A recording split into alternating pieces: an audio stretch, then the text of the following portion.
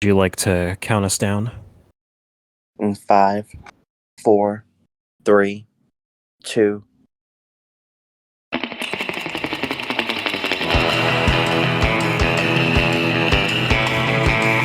me of SpongeBob. It is from SpongeBob. Oh, okay.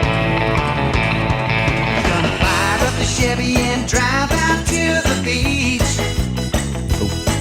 With me and my buddies, the girls are never out of reach. We're just gonna stay till the moonlight hits the bay. It's gonna be a surfing summer. Do you remember the scene where the fish is mopping the floor and like the tomato sauce comes pouring down the aisle? Yeah. He's listening to this on his headphones. He's mopping. Remember him.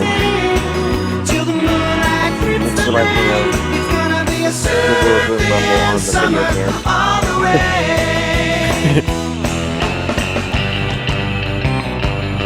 And to my surprise, it's actually a real song. I thought it was just recorded for SpongeBob.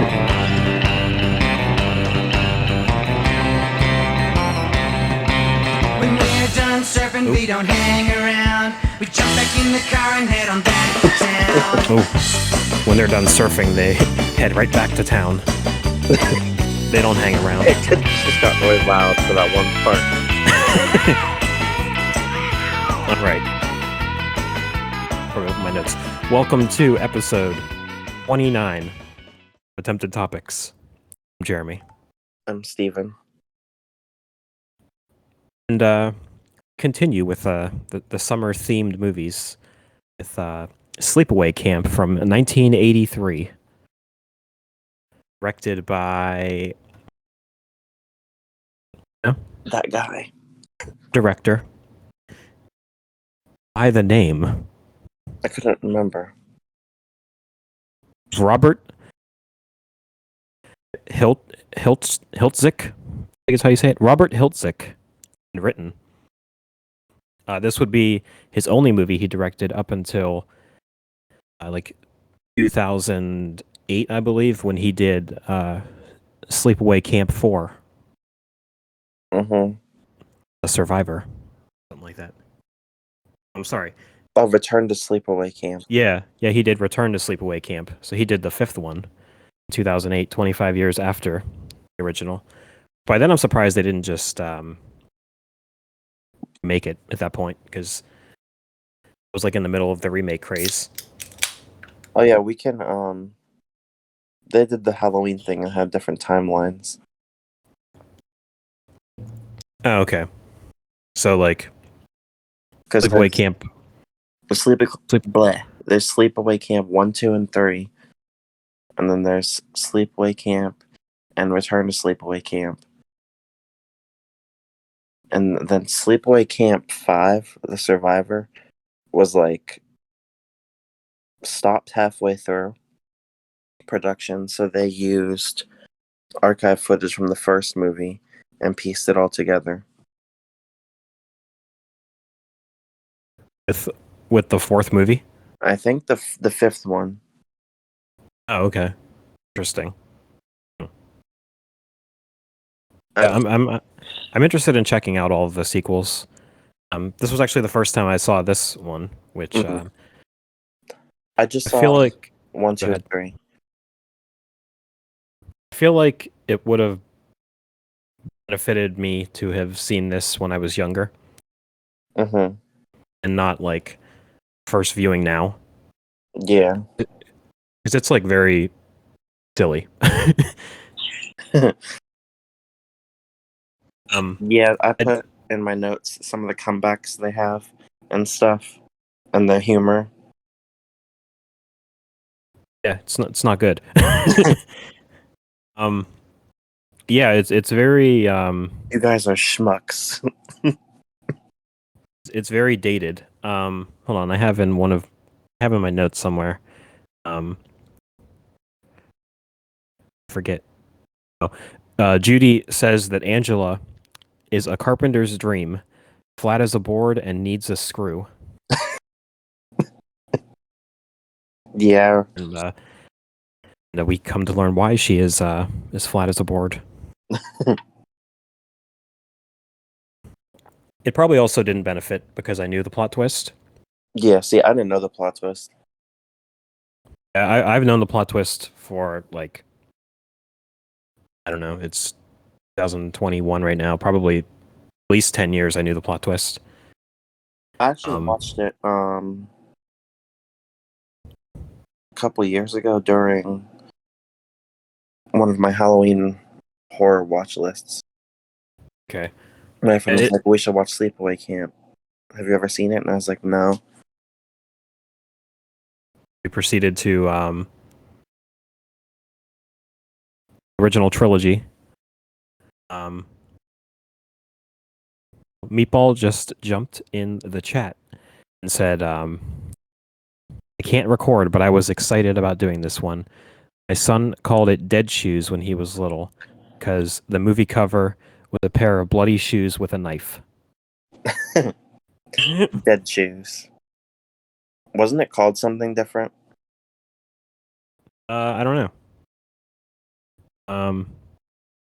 It was released in the UK as Nightmare Vacation. So I'm glad they chose Sleepaway Camp for everywhere else. Yeah. Even though Sleepaway Camp doesn't really, it doesn't really tell the plot of the movie either. Because nothing about it mentions like a thing called Sleepaway Camp. Isn't it Camp Arawak or something? Yeah. Well, they change the name in each movie. And I do remember you mentioning at one point when we said we were doing this episode that there was a scene that was remastered that looked terrible. Yeah. And I don't think the scene was remastered. I think the whole movie was just put in HD. I think that's what you meant, and I just misunderstood what you were saying. I thought you meant that they just pulled like a Star Wars and just put like CGI on a death scene and it looked terrible. Oh no.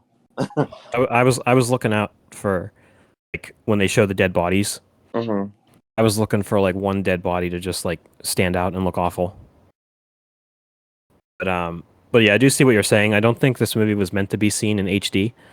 Yeah, because when they put it in HD, you could see the silhouette. It was obviously Ricky. They put a wig on Ricky. Yeah. Just so like you wouldn't know it was Angela. But I mean, No. I guess we can just mention the plot twist right now because it's going to be hard to avoid it throughout the entire movie. Yeah.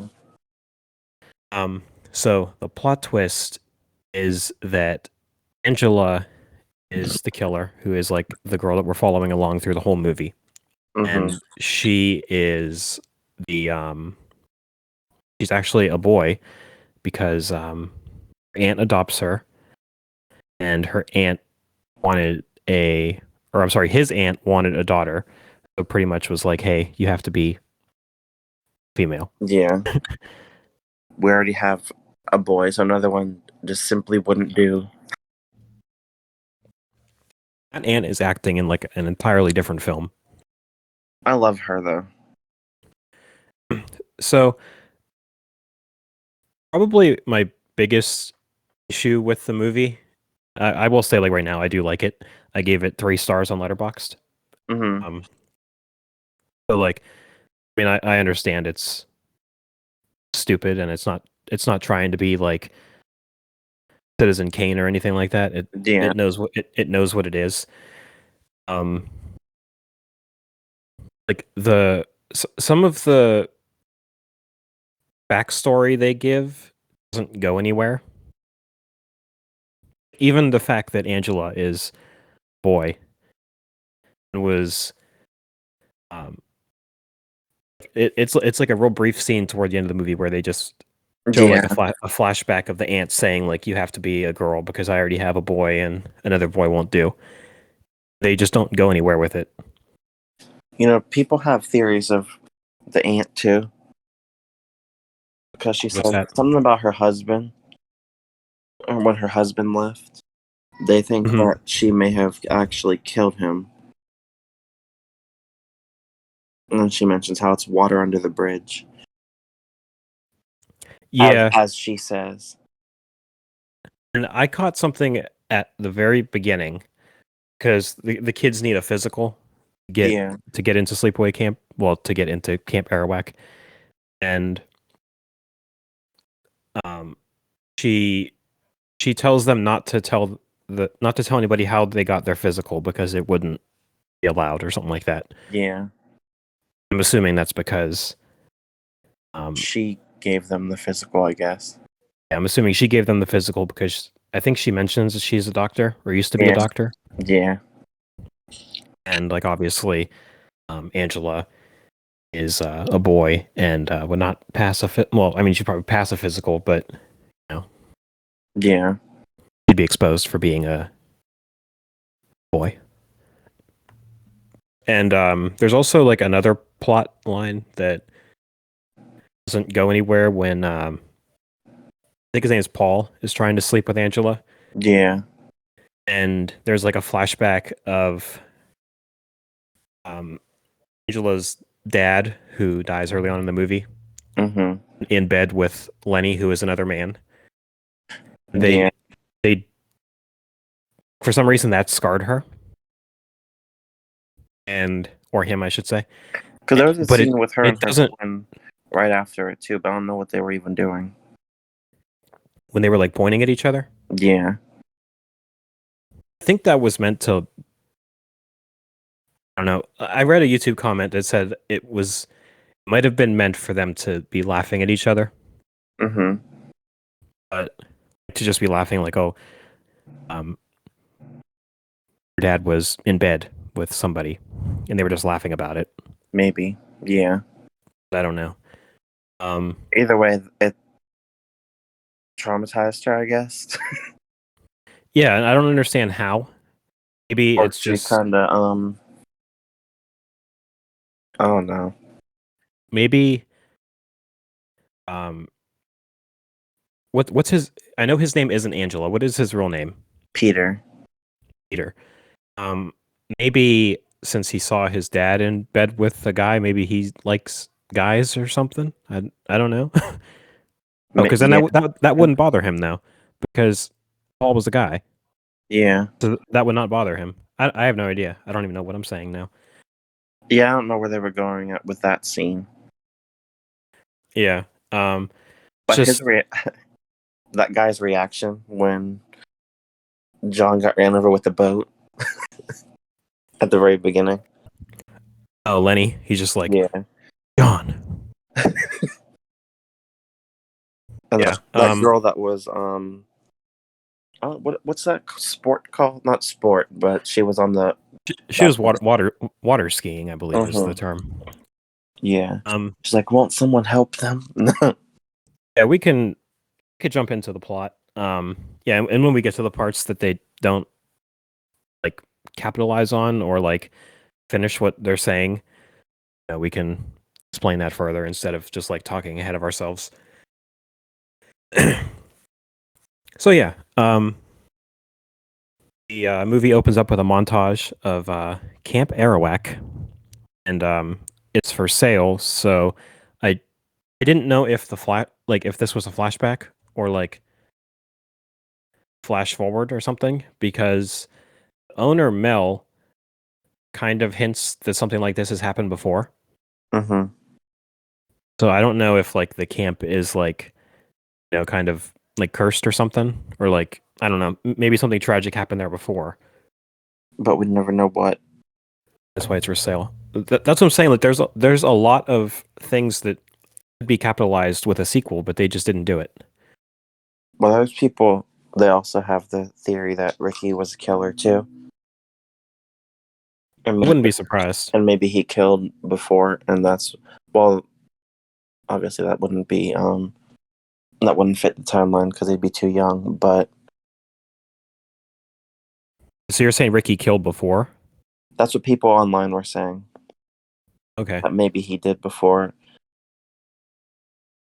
I don't know. It seems like a lot of fan speculation than it is like there is like actual facts behind it.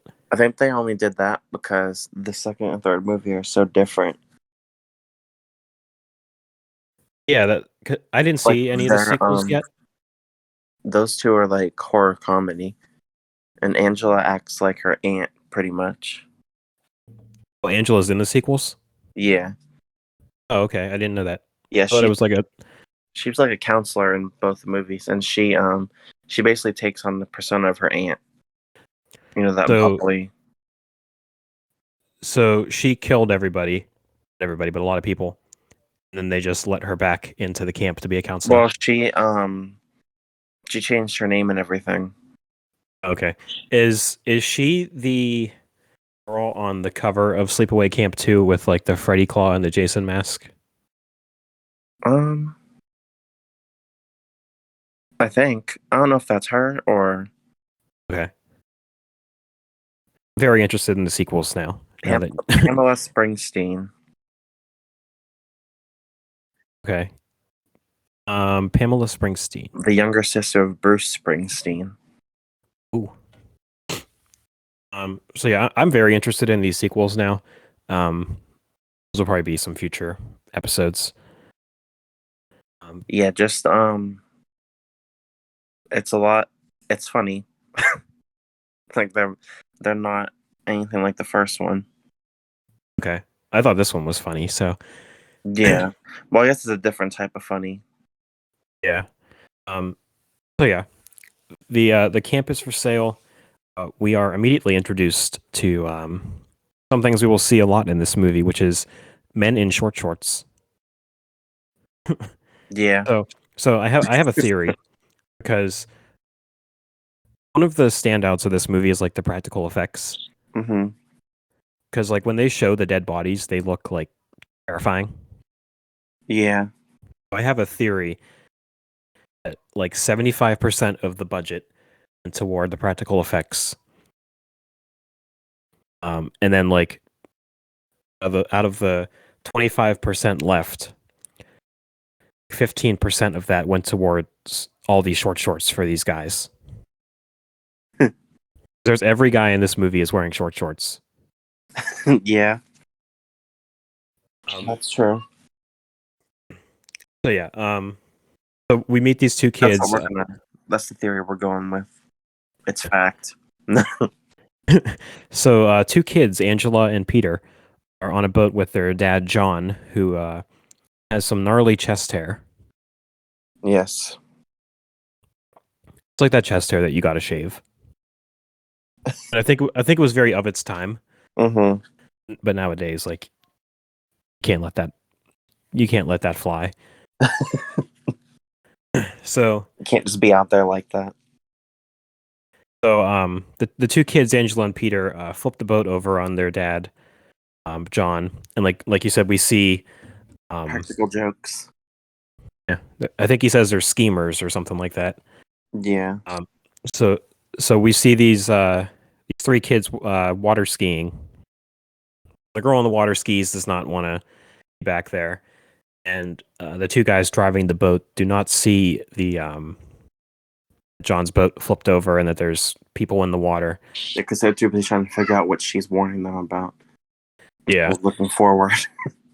He's like yelling that there's a boat, and yeah, the boat hits Peter and John and Angela, and we get that famous line from Lenny that we mentioned, where he sees this horrifying accident, and he's just like, John.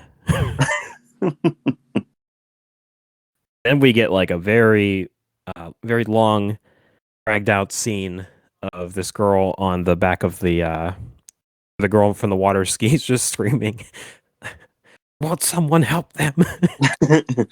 Yeah, there's a lot of questionable acting during the opening scene. The music's like blaring. She's like, "Won't someone help them? They're dead." So, and a bunch of stuff that I couldn't even make out what she was saying. Because the music's so loud and she's just like screaming inaudibly, and I don't know, it's funny in all the wrong ways. Yeah, the way people act back then, like in movies, was very different. Yeah, especially in like horror movies. Yeah.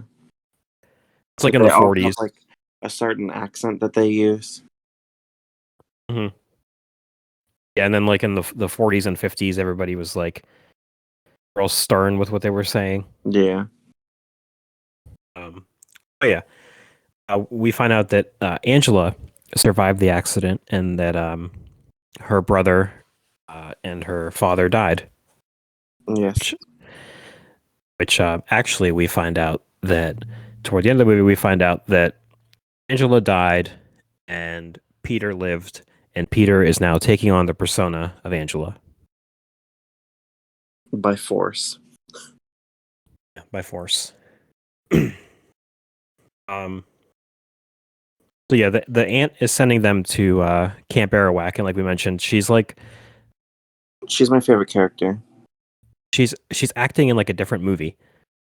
Yeah. She's like very over the top, and like has an accent. I don't know. It's like she's not in this movie. Yeah, I think they did that on purpose, just so something's off with her. Yeah, I think so too. And she looked like Katy Perry. She did, now that you mention it. Katy Perry could play her in the remake. Yeah. Or they could just make a movie called Martha. Yeah, she does look like Katy Perry now that you mention it. I'm looking at a picture of her now. She kind of looks like a mix of Katy Perry and like guy. And who? A guy. I don't know. Yeah. And like I can't talk. Like we mentioned earlier, she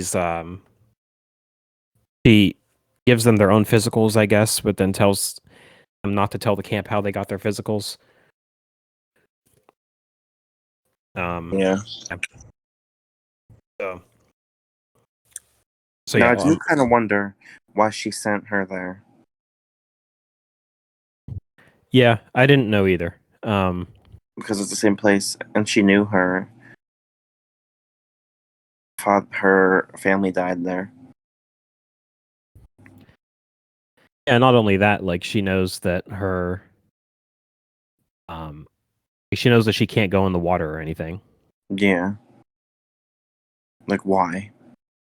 Why would you do that? It's too risky. So yeah, all the kids are arriving at camp now. You get some questionable actions from the chef.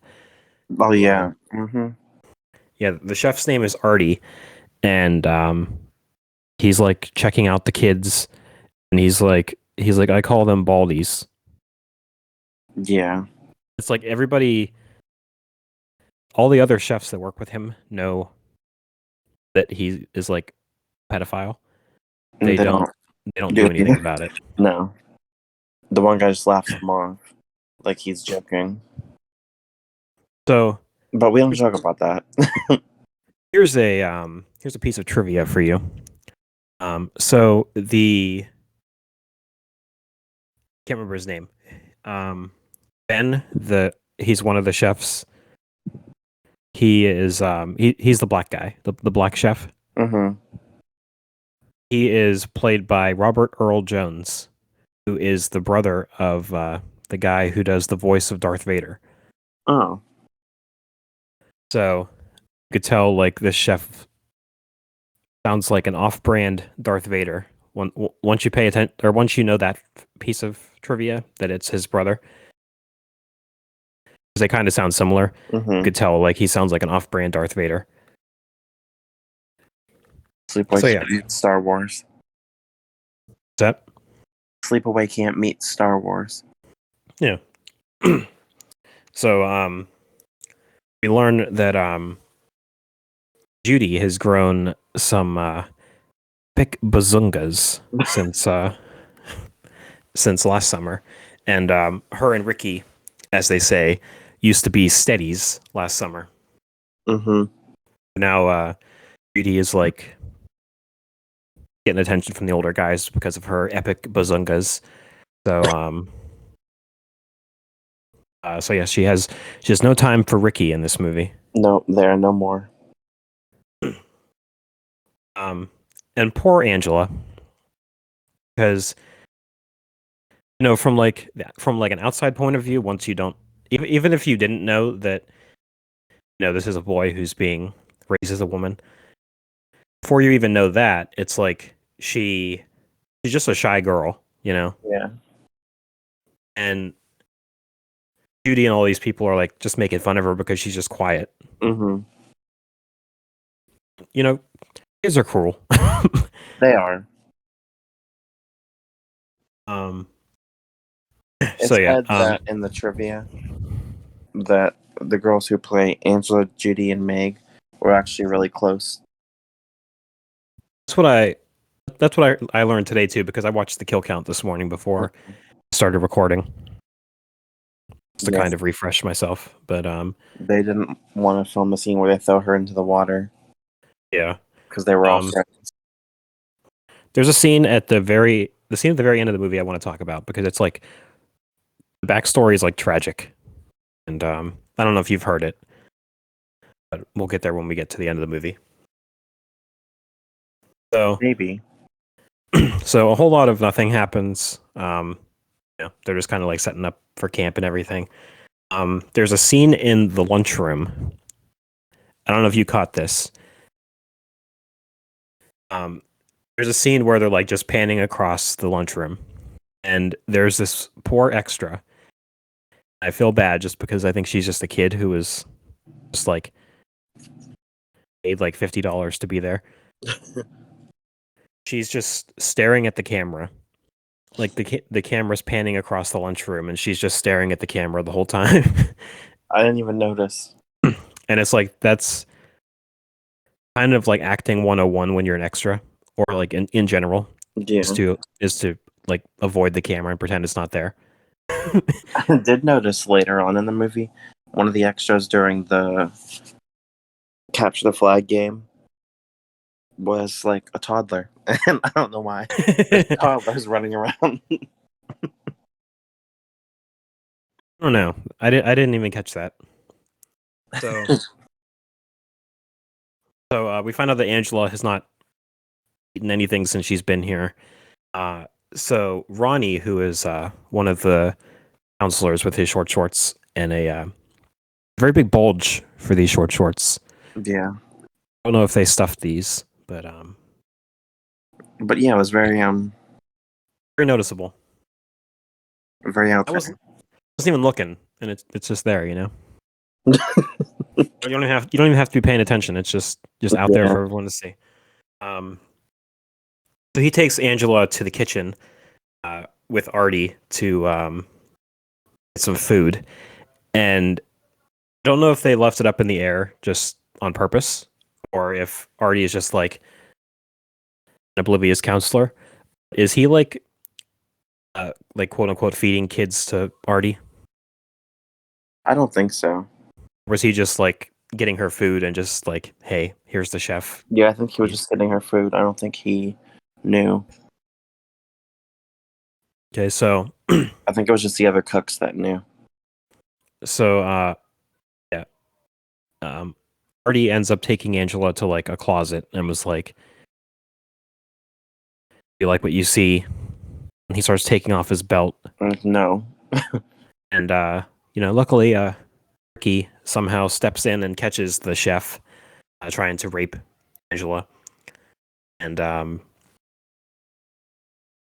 he the chef like attacks Artie and is like, hey, he didn't see anything. And he starts punching a box. So this man's just a terrible guy. He's raping kids. He's beating up kids. He's punching boxes. Just not a good guy, No, not at all. Luckily, he barely lasts in the movie. Yeah. And I also learned that Artie did not have Ricky did not have a stunt double. So he was actually like getting attacked by this guy who was like 300 pounds heavier than him multiple times. And it's strange because like when you look at behind the scenes stuff, A lot of these people are acting like it was like a very fun time. Yeah. Then there's the guy that played Ricky, and the guy at the very end, which is what we'll get to later on. And Mhm. it's not a good experience for them. Yeah. So, like I said, all the other chefs know what's going on with Artie. That he tries to rape kids. And they just don't say anything. Yeah, no one does anything. So, Except for a mystery killer. so yeah, we get a classic POV shot from the killer's perspective at this point, which I don't think has been. I don't think we've talked about any scenes involving this since we did Black Christmas. Oh, yeah. I like But, you know, POV shots, too. yeah, me too. So Artie is leaning over a pot of boiling water that is like 9 feet tall. Yeah, I don't know why that pot is that tall. I don't know if I don't know if chefs actually cook in things that big. If there are any chefs listening to this, please Feel tweet at free us to, and let us know. feel free to DM us about pots. Yeah. So I don't know if like chefs actually use pots that are like 9 feet tall.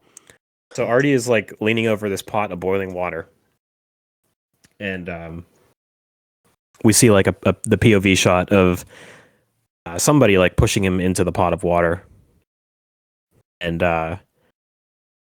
so they do this thing that they do in Family Guy. Which is something you probably don't want to be compared to for. Well, Family Guy did it in like a satirical way, like they knew what they were doing. So there's this Family Guy episode where they did a parody of Then There Were None, or 10 Little Indians, or whatever you want to call it. And there's like a killer, and they keep showing it from the POV shot. And there's like one scene where they show, I can't remember who it is. I think it's Tom Tucker. They show him about to be killed, and he's like, "It's you, man or woman, who's been killing everybody." Oh, yeah, I remember that.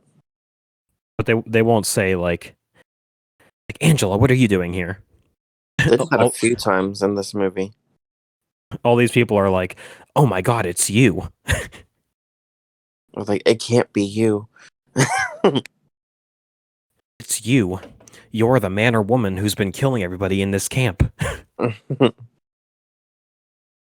So yeah, Artie ends up being pushed onto the pot of boiling water, and the pot falls over and lands on him, and we get some really cool like practical effects of like his skin blistering.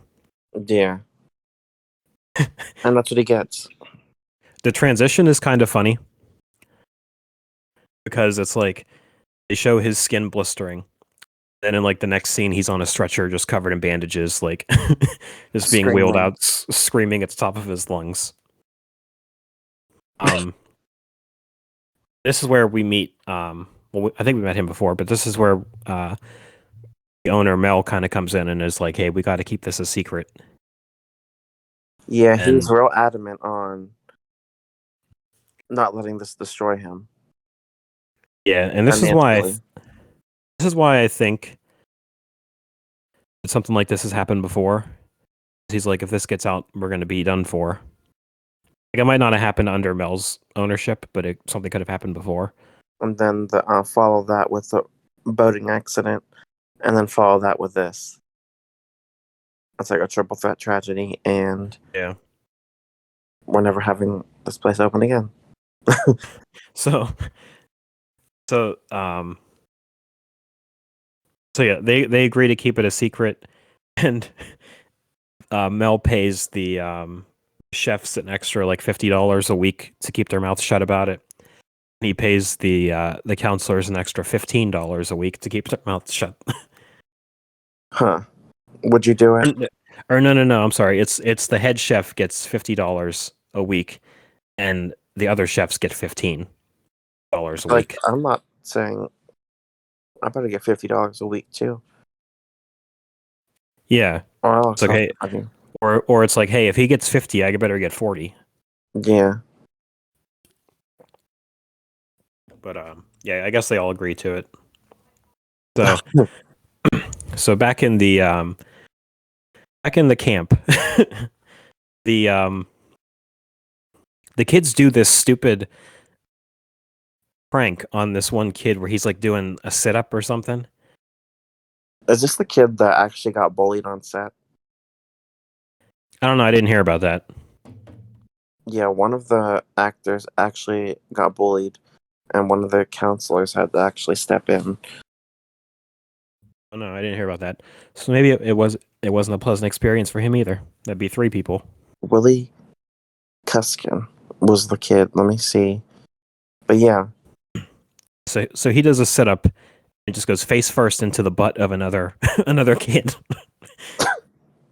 yeah, he's the one that was bullied on set, and that is the only movie he's in. Probably like ruined his will to be an actor. Like I said, kids are cruel. So not only was he bullied on set, but he also had to do a scene where he had to go face first into another kid's butt. Mess.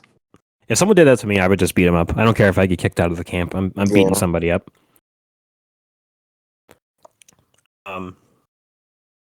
So yeah.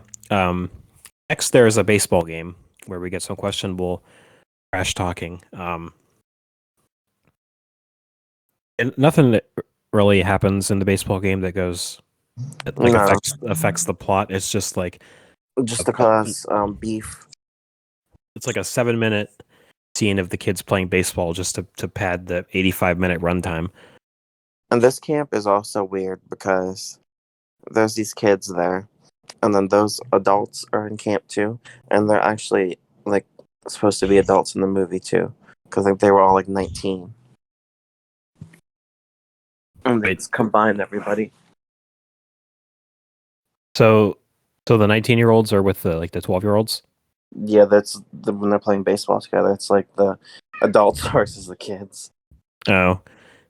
Yeah, so we get some questionable insults between Billy and Ricky, where Billy says eat shit and die, and Ricky says eat shit and live. And they made it seem like it was a huge shot. Like he just annihilated him. Yeah. So I guess the camp does these things where at night they kind of like gather everybody up just to like, I don't know what they do to be honest, but they do something. Like everybody's just like in a room talking and everything. I think they call them socials. Mm-hmm.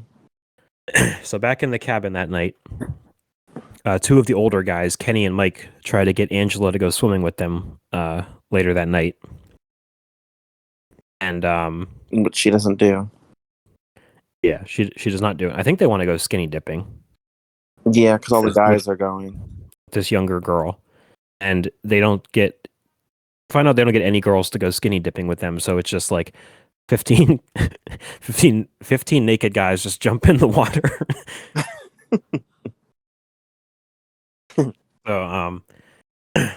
So yeah, Kenny and Mike end up making fun of Angela for like not talking and not wanting to go swimming with them, and Ricky ends up stopping them, and we get like a big, like 15-person scuffle. Oh yeah, the big pile. Yeah, so there's also a lot of those. There's also the guy from the kill count. I can't remember his name. He described them as boy piles.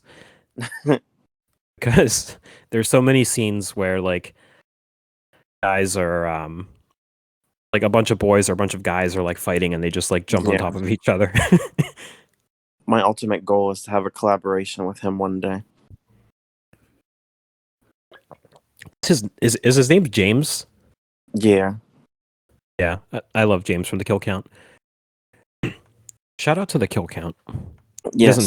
He doesn't need a shout out from us. We need a shout out from him, but yeah. James A. Janice. That's it. Yeah. Him and his I think it's his wife. They have a podcast together too. I watched it's pretty good. Collaborations with Billy Kay. Oh yeah, I remember they did that. They Or I did. guess her Jessica McKay will use her real name since WWE's fake. And Yeah. They did a podcast with the We Hate Movies podcast too. I think the podcast is called Dead Meat. mm, They did a podcast with We Hate Movies, which is my favorite podcast going. Yeah, I listen to We Hate Movies all the time. They did a collaboration with them. It was pretty good. I think they talked about Slender Man. mm, the movie. So yeah, Uh, yeah, the movie. The thing about We Hate Movies. Ugh. So shout out to shout out to We Hate Movies. They talk about bad movies. okay. 'Cause it's like movies that make you hate movies. Like last week they did Turner and Hooch. Mm. Occasionally they'll do some good movies, and they call it What a We Love Movies. A heartbreaking movie. Yeah, I remember you cried. No, I didn't. Well, I was a child. Yeah. And when a dog dies. You know what we don't need? Mhm. A Turner and Hooch TV series starring Josh Peck. It's coming very soon. I Meanwhile, think it's out. I think it's out now, actually. oh. Meanwhile, Or it comes out within the next week. Miranda Cosgrove did iCarly. And then the other one, we don't talk about him. Yeah. He doesn't get any traffic. Did you happen to see what the testimony was against him? No. Like the girl testified against him, and it was intense. It's like 16 minutes long or something. It's Mm. pretty intense. No, I didn't see that. But Because the lights are blinking and there is a storm outside. oh, But my phone's fully charged, so I should be good. because he was like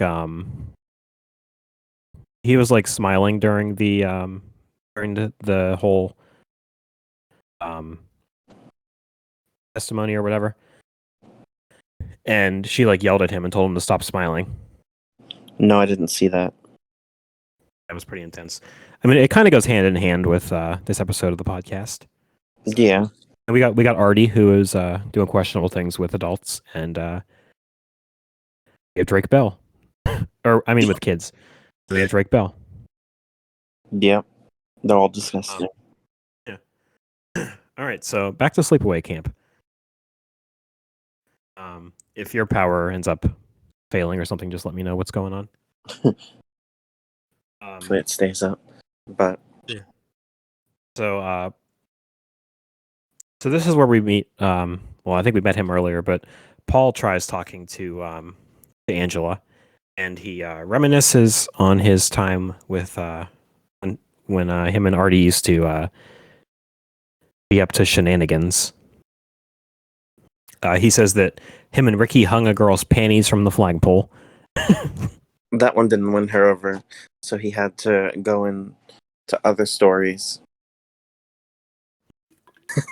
I can't remember the other one, but it was something with like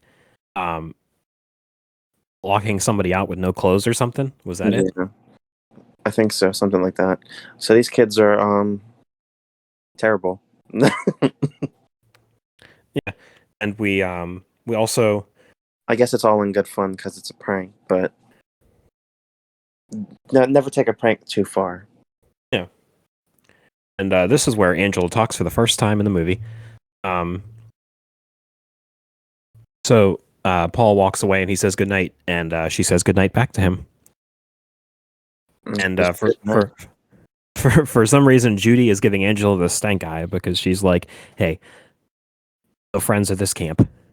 The biggest stank guy too, and she had two guys sitting with her. So what's the issue? Yeah. So now we're at the part where a bunch of guys go skinny dipping, and Kenny walks up to Great stuff. Yeah. So I think his name's Kenny. He walks up to a group of girls and was like, like real nerdy. He's like, "Any of you ladies interested in a late night canoe ride?" And for some reason, he gets a girl to go with him. Weren't they high? Him and the other guy. Yeah. Yeah. Him and the other guy were like smoking or something. Yeah, they were off in the corner or something smoking. Her name's Leslie. Ends up going on a ride with him. Kenny ends up tipping the canoe on purpose. Something you do not do Yeah. ever. So I don't know if it's just because I don't. I'm not the best swimmer. So Leslie literally swims back to shore, and Kenny sees her. And then Kenny goes under the boat that's flipped over, pops his head up, and starts like yelling for her, even though he saw her swim back to shore. Yeah, I don't know. I don't know what was up with that. And then we see the unknown killer pop his or her head out from underneath the water, and we get another scene where it's like, "Hey, what are you doing here?" And it's not like Angela, what are you doing here? It's like, hey, what are you doing here? And so yeah, the unknown killer holds Kenny's head under the water, and now Kenny's dead. Mm-hmm. It's funny because like the guy that Kenny was smoking with is like, hey, this is weird. He hasn't come back up, and everybody's like, oh, he's just playing around. Yeah. It's nighttime, and your friend's under a boat and hasn't resurfaced. So maybe you should check. They're just like, oh, he's just playing around. We'll catch up with him back at the cabin. And what did they do when he never shows up? Well, apparently they did nothing, but yeah, apparently they went to bed. Like, oh, he's still playing around. So in the morning, we get like a counselor or somebody who's like on chore duty or whatever. He's like cleaning or something like that. He ends up finding Kenny's dead body, and there's a snake that crawls out of his mouth, and it's terrifying. the water snake that they keep alluding to. Yeah, that was just. Oh yeah, because when he has Leslie on the boat, he mentions that there's water snakes and everything. He's like, "Oh, the water snakes are bad at night," and water snake ended up inside of his mouth when he died. Karma. So the owner Mel is once again trying to convince everybody that this was an accident. He's trying to tell the cops that, oh, he must have hit his head or something, or he got scared in the water. And the cops are literally like, "No, this looks bad. This looks like, looks like he was killed." they're like, "Hey, is like we're gonna do an autopsy," and he's like, "Hey, get the autopsy results to me immediately." It's like, you're not his parent. The one guy even said that he was a good swimmer. Yeah. And it's like, you're not his parent, so I don't think the autopsy would go directly to you. No. I don't know if it I don't know if it would because everybody. I don't know if it would because he owns the camp or anything, but it's like he probably would get a copy too, but it's like there's people in line ahead of you who would learn about his death before you. Yeah. So yeah, the girls are playing volleyball. Judy is actually wearing a shirt that says Judy on it. I don't know if that was like an 80s thing. She's a fan of herself. Yeah, like imagine if I just wore a shirt with nothing on it that said Jeremy. Let's do it. Should. So yeah, we'll just we'll start a trend. Yeah. Coming soon to the Attempted Topics shop, you can buy a shirt with your name on it. don't we don't sell merchandise with our logo on it. We sell merchandise with Your logo. with your name on it. Your name happens to be Greg. Guess what? You're getting a shirt that says Greg. Mm-hmm. So the girls are playing volleyball, and Angela's just watching because she doesn't participate in anything like this. And Paul walks over to Angela and invites her to the movies, and she's like, "Don't we have to go anyway?" And he's like, "Well, it'd be neat if we could go together, like just watch the movie together." Yeah, she's like, "Okay, I guess." So, a whole lot of nothing happens now. Yeah, just camp stuff. So after the movie, Paul is walking Angela back to her cabin, and he kisses her, and he's like, immediately is like, "I hope you're not mad at me for doing that." And you could tell she feels like really awkward with it, Yeah, doesn't want to do it, and he does it again, and he's just like, "Hey, can I do it again?" and immediately without without anything, without any hesitation. Yeah. So Angela kind of takes off, and It puts like, a temporary strain on the relationship. yeah, only until the morning though. Yeah, As the next morning, we're back swimming. We know Angela doesn't swim with the girls. So Paul is like, meets up with Angela, and back to like their normal self, even though she was very uncomfortable last night. yeah. She got over it, I guess. So I think this is the one of the first times Meg becomes like a big character in this movie. Yeah, She's is she a counselor or is she just an older girl?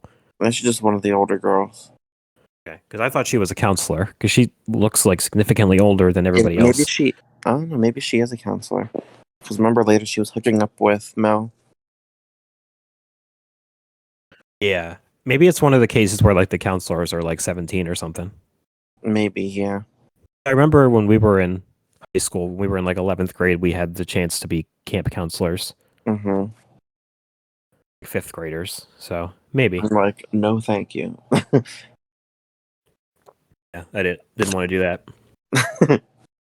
So, so Meg makes fun of Angela for not swimming, and this is where Judy points out that Angela never changes or showers at the same time, or like near anybody else. I mean, it's kind of weird, but it's also like she might just be a private person, Yeah, and you're like, just don't want to do it. and they like accuse her of being a lesbian, and it's like she might just be like a private person, you know? Yeah. Um, I know I wouldn't like to take group showers either. no. Yeah, they're back in the cabin and they're like arguing. And this is where Judy says that Angela is a carpenter's dream, flat as a board and needs a screw. I treat that Yes. as like a grade A insult too. Yeah. And then the So counselor, the one that's been nice to Angela, slapped her. so It's like such a weak slap, but they put like a sound effect over it. so in the morning, all the boys are having like a water balloon fight on a roof, Mm-hmm. and it's like, why are you doing that on the roof? They have like land everywhere. Because we learned recently that water balloons hurt. Badly. So it's like I'm not getting on the roof, taking a chance of getting like whacked in the face with a water balloon, No. knocking myself out. Hold on one second.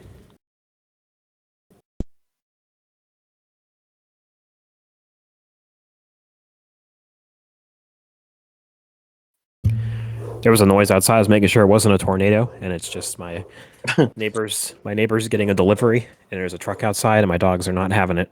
Mm. All right, Just so make sure it's not a tornado. huh? You're making sure it's not a tornado.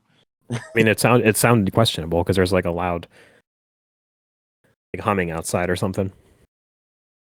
Yeah, one of the water balloons ends up hitting Angela in the face, and I think it's Billy that hits her in the face. Yeah, he was aiming for her too. Yeah. So we've kind of learned that anybody that kind of messes with Angela ends up dying at this point.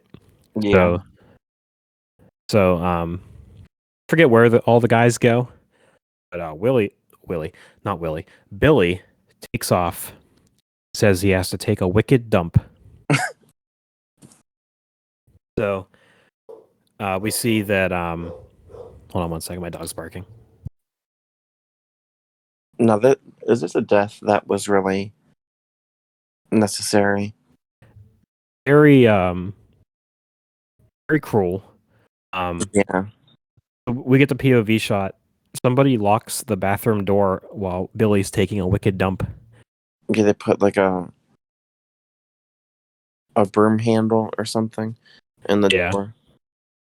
And they cut the screen behind him and throw like a bee's nest in at him. Yeah, that's like the worst. And he's just like, hey, what are you doing with that?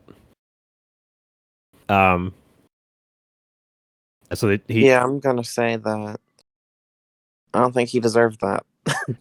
he or she dumps a beehive into the stall, and like the bees just like swarm his face. Like I said, 75% of this budget had to go toward practical effects because Mm-hmm. him covered in bees is like really creepy. Yeah. So Now, Mel, would that happen? Was he like allergic to bees or something? he might have been. Because he like, I know a swarm of bees can kill anybody. yeah, Like it's still venom, but like some people are just like more allergic to bees than a normal person. yeah. This is probably, I think, my favorite kill in the movie, but unnecessary because I don't like bees either. No, it's probably my favorite too. But yeah, I don't like not a fan of bees. I avoid them at all costs, and I will run. I've become more friendly with bees since because I had a beehive in my ground. Whenever I cut the Mm-hmm. grass, I used to get stung. Also, you've made one with the bees since then. And like a love-hate relationship because they always used to sting me. And it's Mm. like I understood why they were stinging me because I was walking on their nest and with a lawnmower. So They should have put, unfortunately, I had to the bees down. But, yeah. What were you gonna say? maybe they should have put the nest somewhere else. Yeah, I don't know why they did it in the ground. I think it was a groundhog nest or something, like a bunny nest, and the bees were just like, "Oh, this looks like a nice hole for me." Pause. Let me just take that. Yeah. So, yeah, anyway, this guy gets attacked by bees. And Mel, go how ahead. does somebody just get a bee's nest and break the branch off I was gonna say it was attached to safely? a branch, but like the branch, you had to break the king. You could have got the bees all riled up, or Yeah, like the chance of falling off or something, because that's a big nest. yeah. I feel like this is one of sense. Probably, yeah.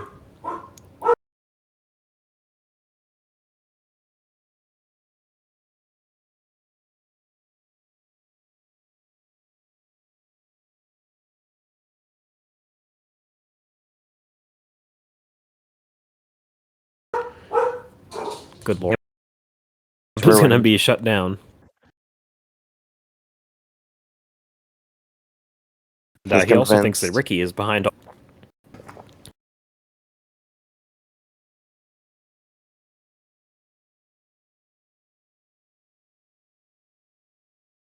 He's seen the look of evil in Angela, and we get like a tease or like a fake out because we get a POV shot of someone walking up to Angela, but it's actually just Paul. And Paul ends up taking Angela to the lake or whatever, and tries some hanky panky. And that's when we get that flashback. Yeah, we mentioned this earlier that she gets a flashback of her dad in bed with a guy. For some reason, that stops her from wanting to pursue hanky panky in the future. I don't know. There has to be something more to that I missed. I think so too. I don't know what it could be. That's what I'm saying. They didn't fully flesh out the stuff that they teased. It's like maybe that could have been explained in a sequel or something. Or I mean, this movie is only 85 minutes, so it could have been explained here. But yeah, that's a short movie. I wonder if they would ever remake it. I don't know. I feel like if you remade it, it would have to be it would have to take place in the 80s still. Yeah. I don't know. Also have Southland Tales playing upstairs for the dogs, and I hear the Killers right now from down here. Mm. That's beside the point. Just playing a good movie for them, that's all. Yeah. So yeah, she doesn't want to do anything with Paul, but he is kind of pushy, even though he keeps saying no. Mm. So in the morning, everybody's playing Capture the Flag, and you mentioned that there was a toddler. I didn't catch that, but it's like one kid. I don't know if he was a toddler, but he just looked so short compared to the other ones. It was like some extra they just threw in there. Maybe like a second grader or something got in the mix. No, they said there was only 25 kids left in camp because people were starting to bring their kids out of there. Okay, I didn't catch that. So this second grader must be the only younger one left. So he had to migrate with the older kids. Yeah, maybe that's why. And can you imagine being a parent and then people are dying at this camp, and then you're like, "Oh, I'm just gonna let them stay there." Oh, it was just a few mishaps. I'm sure won't happen again. 2 deaths and a brutal maiming. So yeah, everyone's playing Capture the Flag, and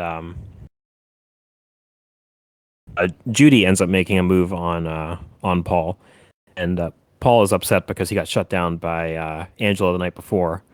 So he's like easily persuaded by Judy's advances, as the kids say. Too easily.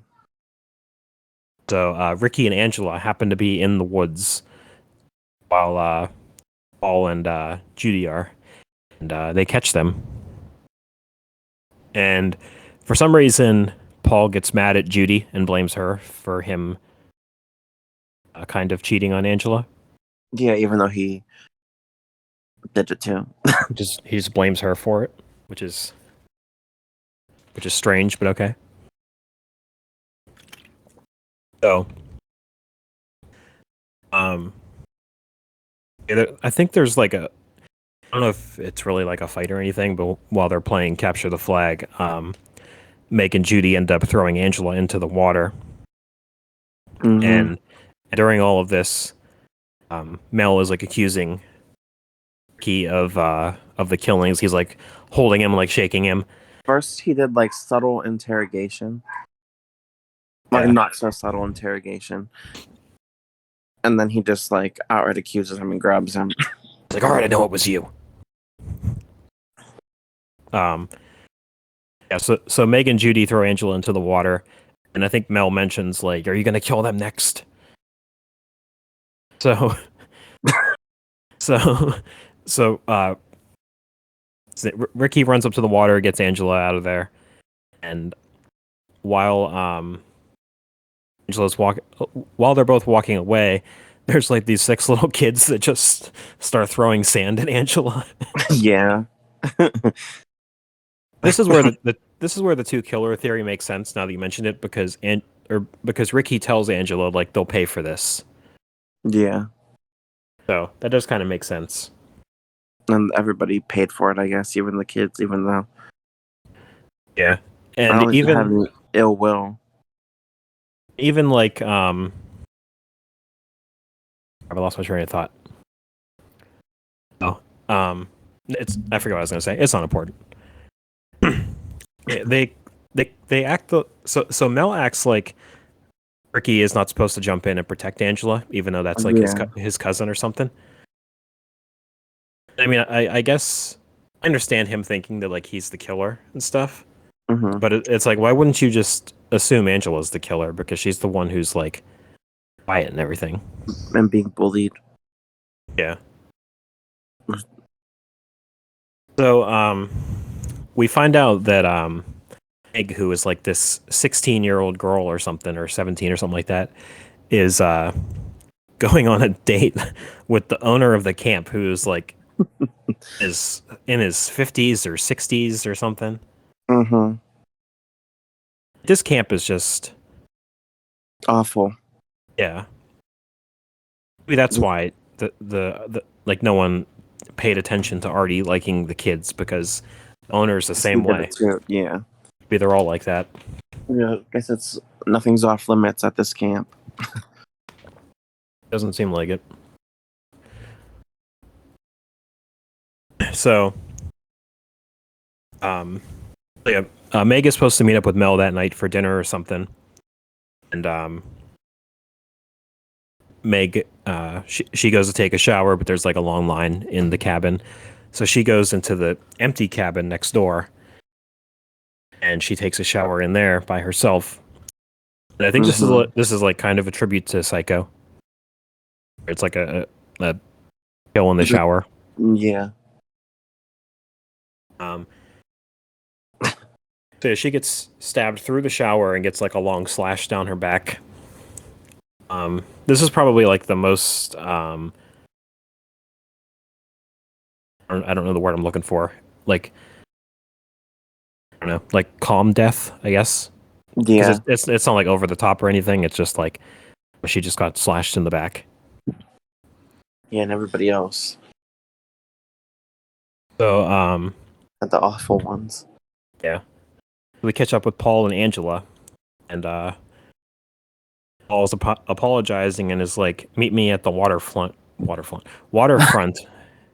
me at the waterfront after the social." So I guess. No, I'm sorry. It's Angela's idea for them to go to the waterfront. Yeah. It's pretty much the lake. I'm gonna stop saying waterfront. They go to the lake. So, Eddie is one of the counselors who is out in the woods with. So first off, there's multiple deaths going on at this camp. Why are you taking children out into the woods to sleep? I guess they had this plan to camp outside in the woods. I don't know if it was his idea or if it was the kids. It's a terrible idea. Yeah, terrible idea regardless. And then 2 of the kids are like want to go back to the cold. Yeah, they want to go back to the cabin.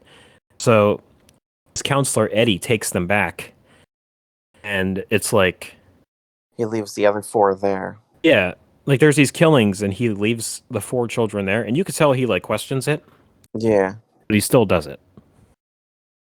Yeah, he was a good person because he was the one that was yelling at them and stuff, and he was defending Angela too. He just made one very stupid decision. Yeah. So we get a POV shot of somebody walking up to the kids, and they approach the axe, and then they like I think they walk up to the kids, and then they walk up to the axe. Yeah.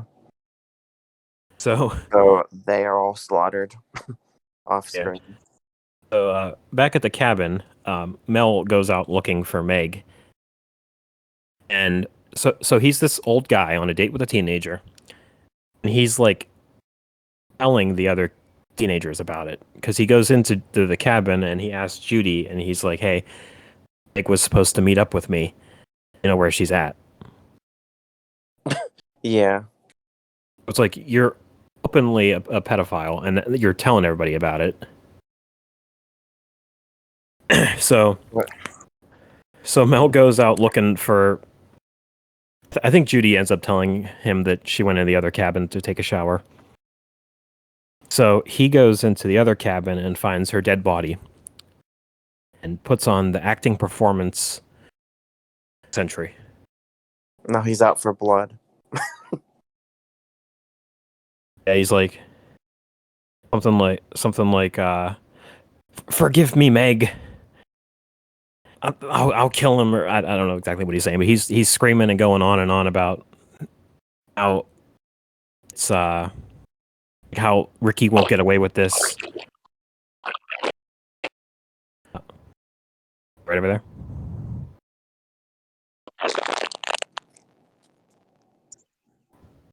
Right over there. Yeah. It was glitching for a minute. I heard some crunching in your phone. I didn't know what it was. Yeah, I heard Anyway, you he's saying glitched right when you said something, and it sounded horror-ish. So I wonder if it kept in the recording. I don't know. I'll check it when we're done.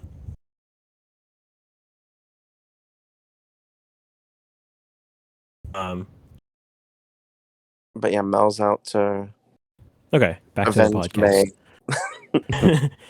Yeah, he's like he'll never get away with this.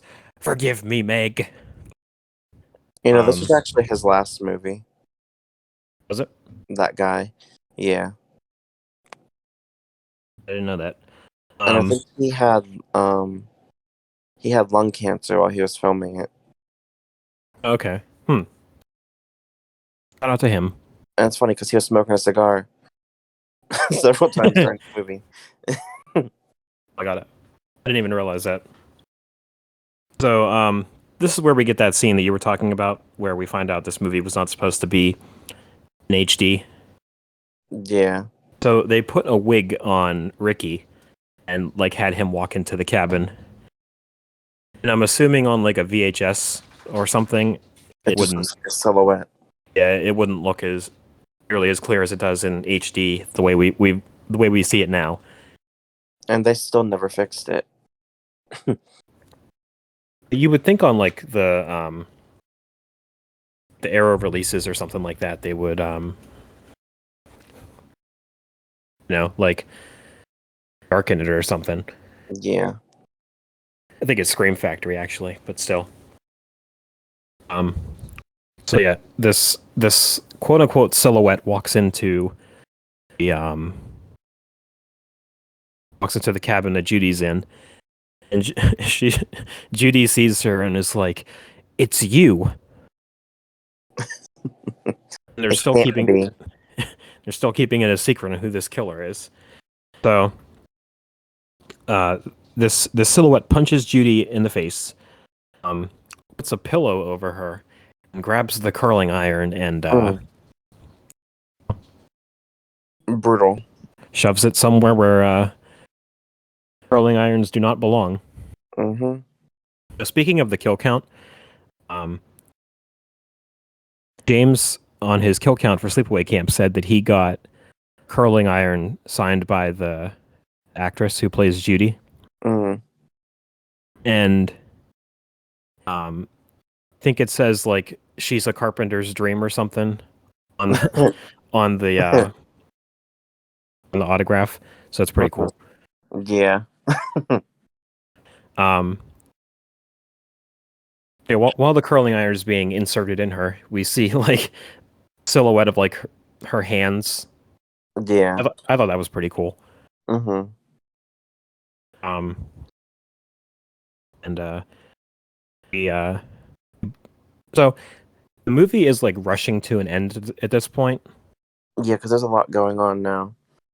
We briefly see the 4 kids were killed in the Yeah, Eddie found the rest of the kids, and he ran back to tell everybody else that killer's still out there.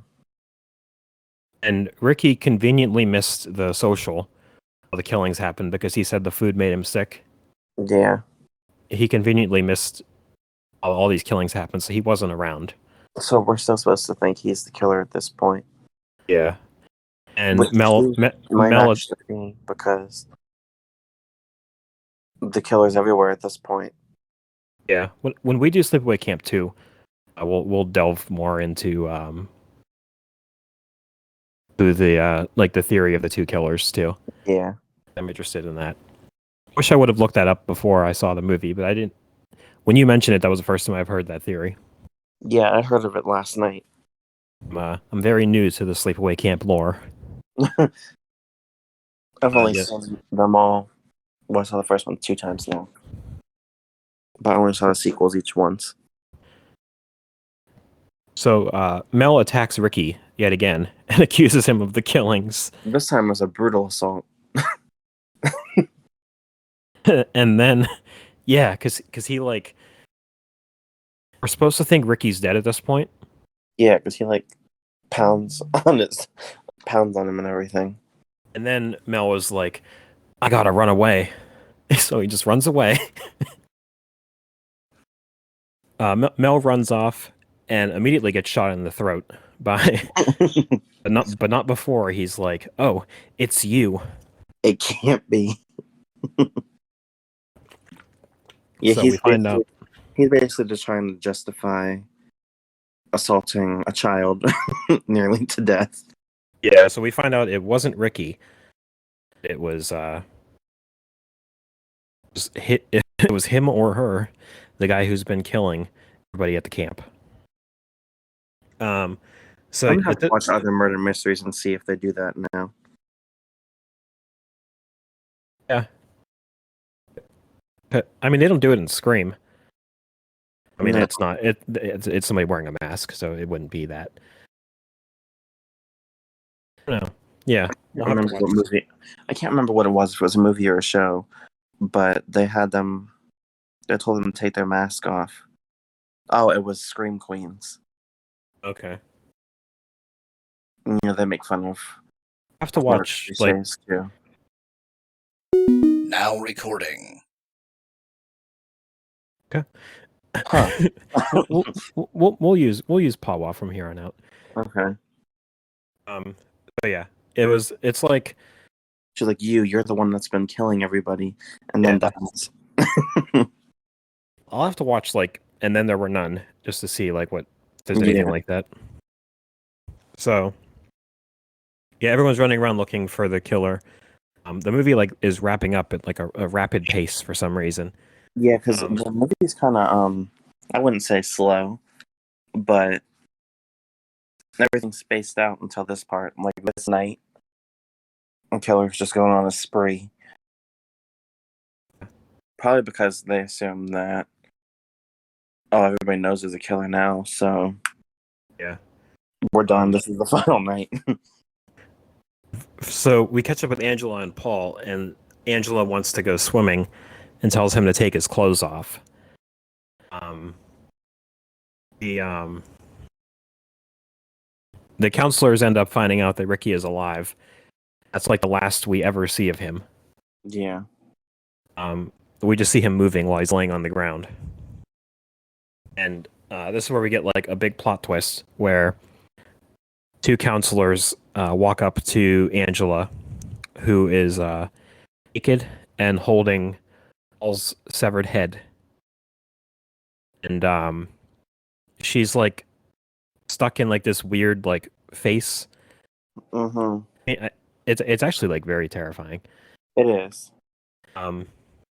It's revealed that Angela is a boy, and we get the flashback of like her aunt saying that her boy won't do. We need a girl. So Um, this kid just lost his family. He's traumatized, and now on top of all that, he's forced to be a girl. he has to be like whatever his aunt wants him to be. Yeah, It's like tragic. that's more trauma. Yeah. But yeah, it's like it's probably the most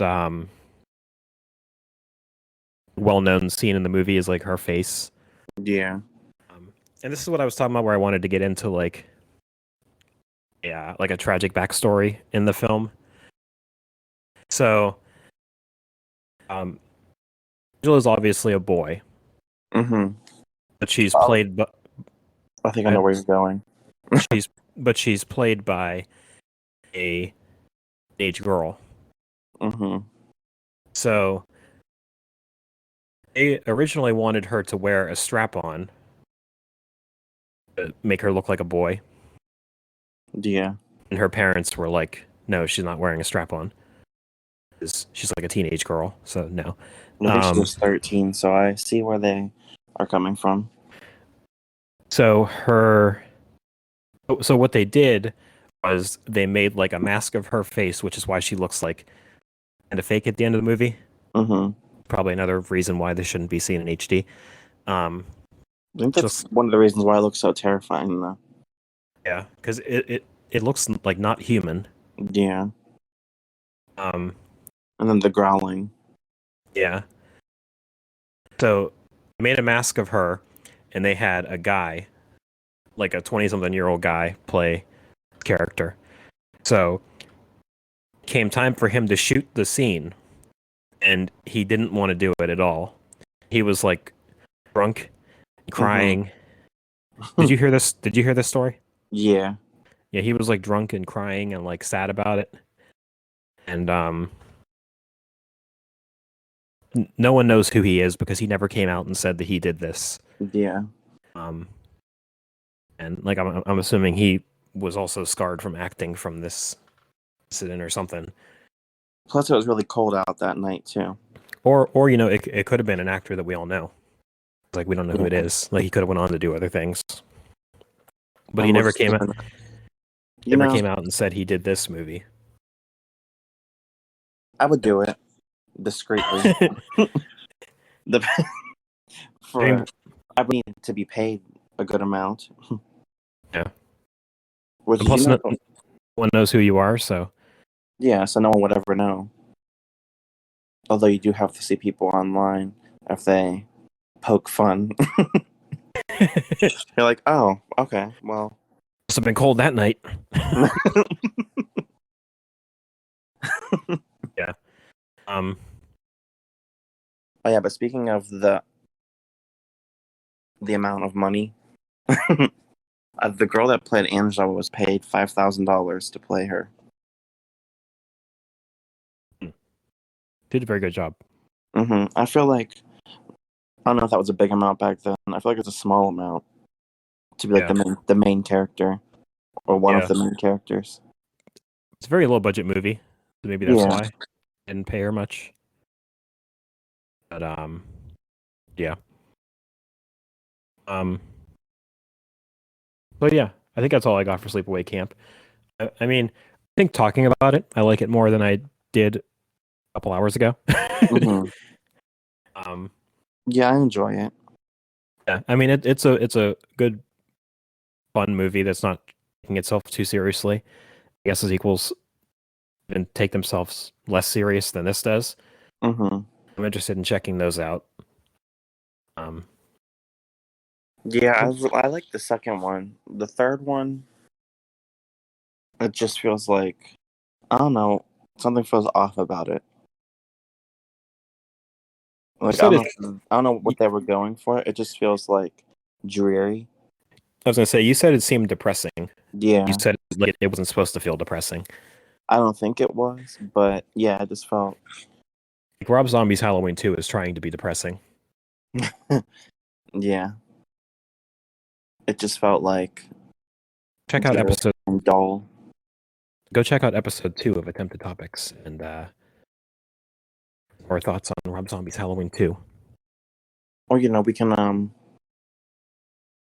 Which episode did you not like? The first 11. Yeah, like the first 11, we were figuring things out, and they didn't go well. Yeah. So yeah, you can start at episode 12, or if you want to see our early going. I think this October I want to do like a commentary on Rob Zombie's Halloween 2.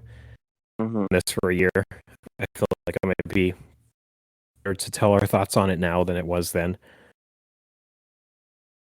There might have some form where it won't pick up in the background. Yeah. Or at least like quietly in the background. Yeah. We'll figure it out. All right. Anything else about Sleepaway Camp? No, not really. Just that. Good time. It's great. And would you I don't know about you or those counselors, but I think I'd be more terrified at the face that she was making and her growling.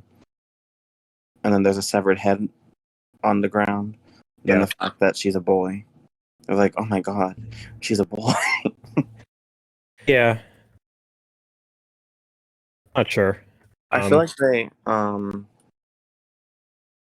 don't know how else they would make it shocking. I think they just added that for the extra shock. Yeah, I think so. Yeah, probably. I wonder how that would play out if they did a movie like that nowadays. I don't know. I am interested. I hate to keep bringing up the kill count. He did apparently he did an episode on like transgenders in horror of his podcast called Dead Meat. And like he had a transgender guest on the podcast. So okay. I'm interested in what they from like a transgender point of view. I'm interested in what they would think of that representation, Yeah. I don't know if you can consider Angela transgender. I mean, you can, especially in the sequels. That's what I'm saying. Like at least like the forced perspective of a transgender. It's not really by choice, but at least in this one, it's not by choice. Yeah. But it's like, do you like that representation of it, or would you prefer like the sequels? I don't think they really mentioned it though. I don't know. Yeah. You have anything else on Sleepaway Camp? No. Right. You have a recommendation?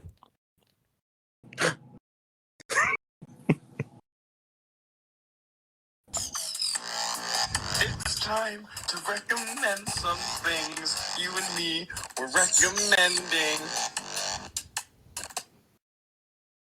Right. Go first if you don't want to. I'll just keep it up with the 80s slasher movies, and I'll choose The Slumber Party Massacre. I have seen that, but I don't remember it. Yes, the brief description. It follows a high school senior and her friends who gather for a slumber party, unaware that there's an escaped power drill wielding killer in the loose in their neighborhood.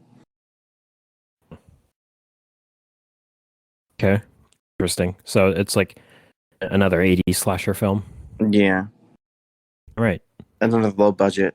And it's funny because they originally filmed it. It says they originally filmed it as a parody of a slasher genre, but then they changed it later on to just be a straightforward horror movie. Okay. So it's still like basically like this, where there's comedy in it. Yeah. Interesting. Yeah, I've seen it before. But I don't remember it at all. Remember there being a slumber party and there were killings. Mm-hmm. All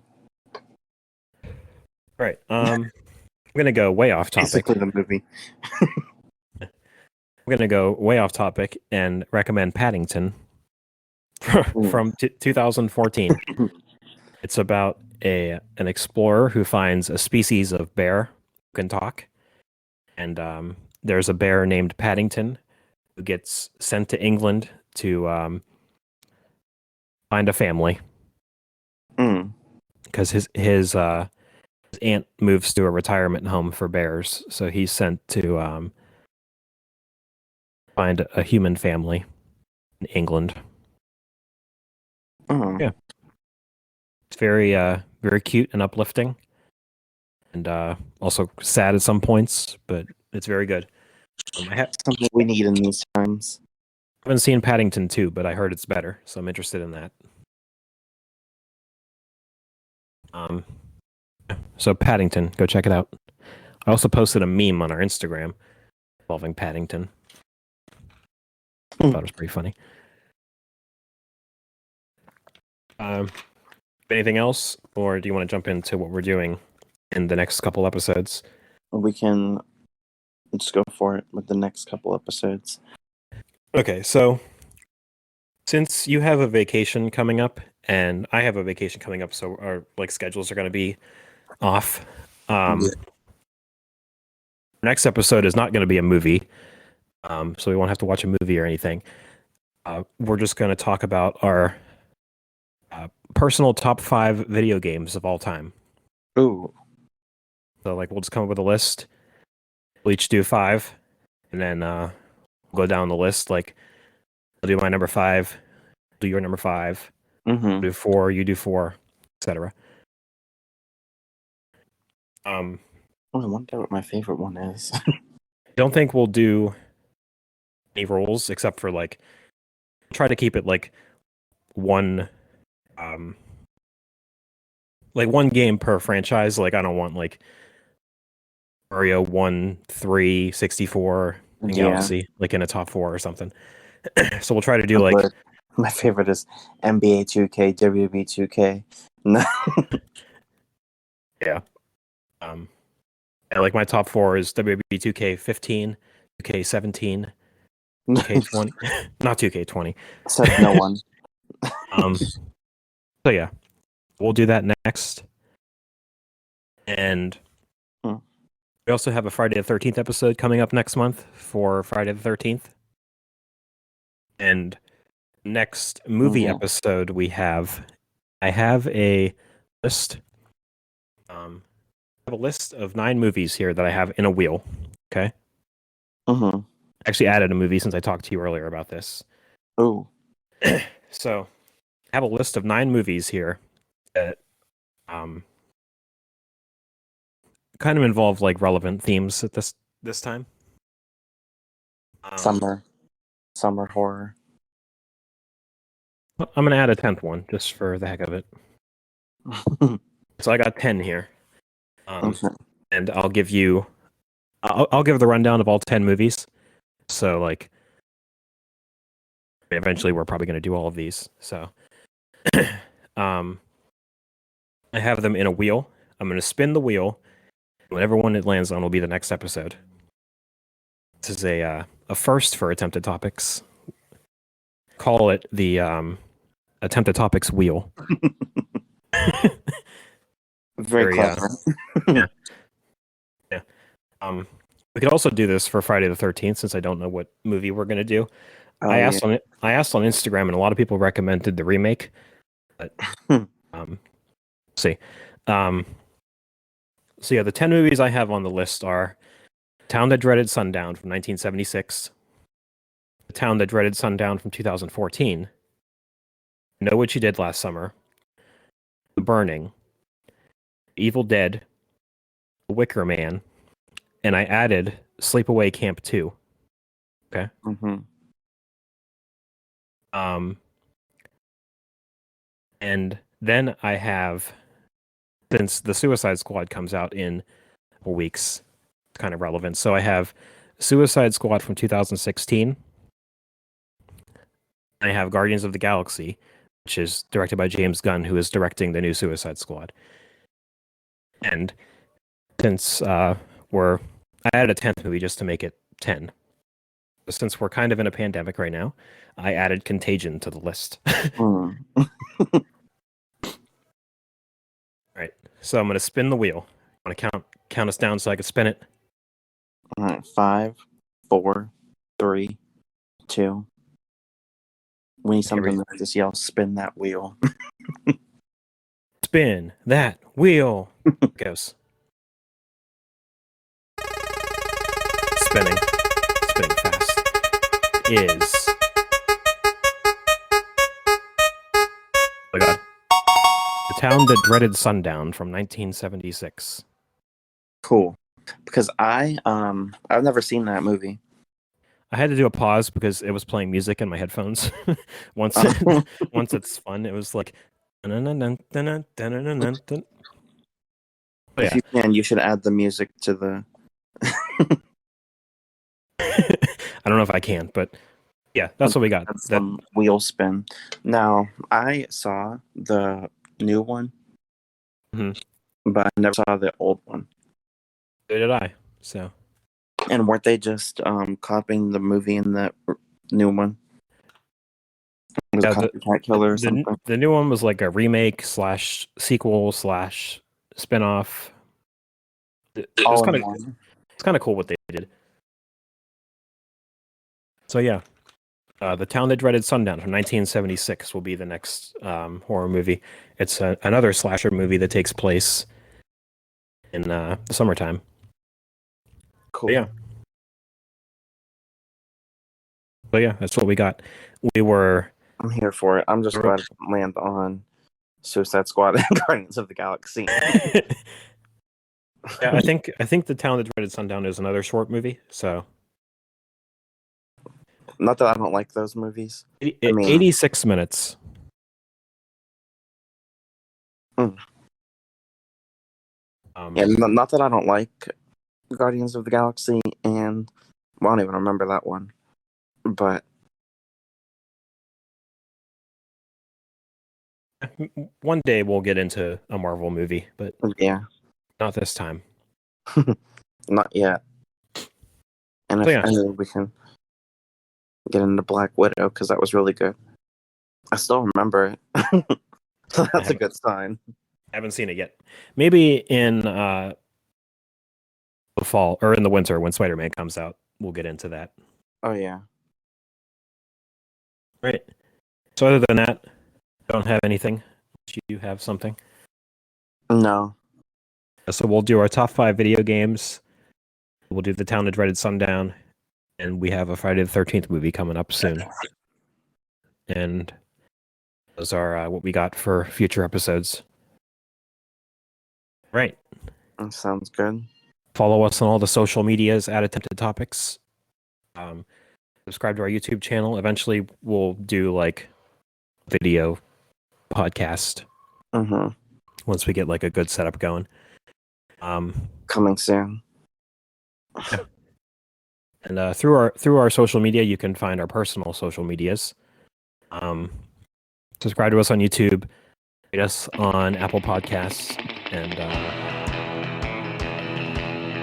gonna be surfing summer. We need Summer of Heat for the next one. I'll save that for the Friday the 13th episode. Yeah. Right. Bye. Bye.